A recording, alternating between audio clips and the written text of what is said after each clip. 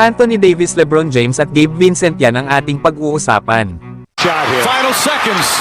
Bryant for the win. Bang! Good news mga idol. Dahil nagbago na ang isip ng Los Angeles Lakers. Lalo at una nang ang napabalita na walang balak ang Los Angeles Lakers na ihang ang championship banner ng in-season tournament kapag sila ang nag-champion. Pero ayon nga po sa bagong lumabas na report, ipapakita na lang daw mismo ng Lakers ang kanilang unique na NBA in-season tournament banner. Ito ay sa unang laro nga daw ng Lakers sa kanilang home court sa December 18. Gusto daw kasi ng kanilang front office na bigyan pagkilala ang in-season tournament titles ng Lakers. At ang maganda pa nito ay iba daw ang hugis at kulay nito kesa sa NBA championship banners.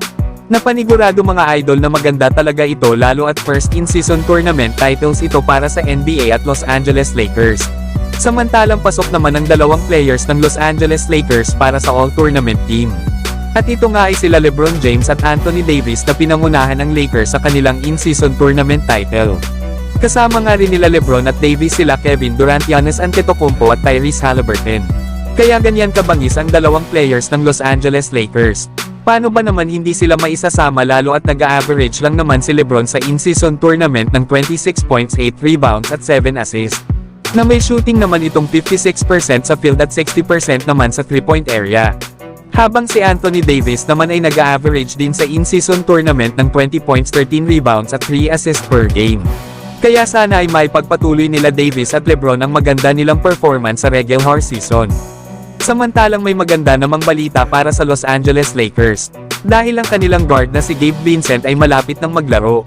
Lalo at ayon pa sa lumabas na report, ay umaasa nga daw ito na makakabalik na sa kanilang kupunan sa December 18 sa kanilang home game laban sa New York Knicks. Lalo at 4 na games pa nga lang ang nalalaro nito sa Lakers.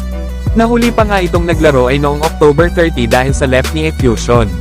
At least mga idol na kahit hindi man ito maglaro kaagad laban sa New York Knicks. Ang importante ay nasa magandang kondisyon na ito at malapit nang bumalik sa kanyang 100%.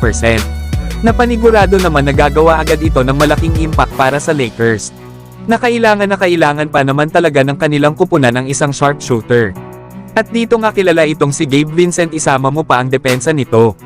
Kaya mas lalo na namang titibay ang lineup ng Lakers kapag bumalik na itong si Gabe Vincent. Napanigurado na lalo na namang mahihirapan ang kalaban nila LeBron at Davis na matalo sila. Pero kayo mga idol, ano ang masasabi nyo na possible nang maglaro sa December 18 versus New York Knicks itong si Gabe Vincent? So hanggang dito na lang tayo mga idol. At huwag nyo naman kalimutan mag-subscribe bilang pagsuporta.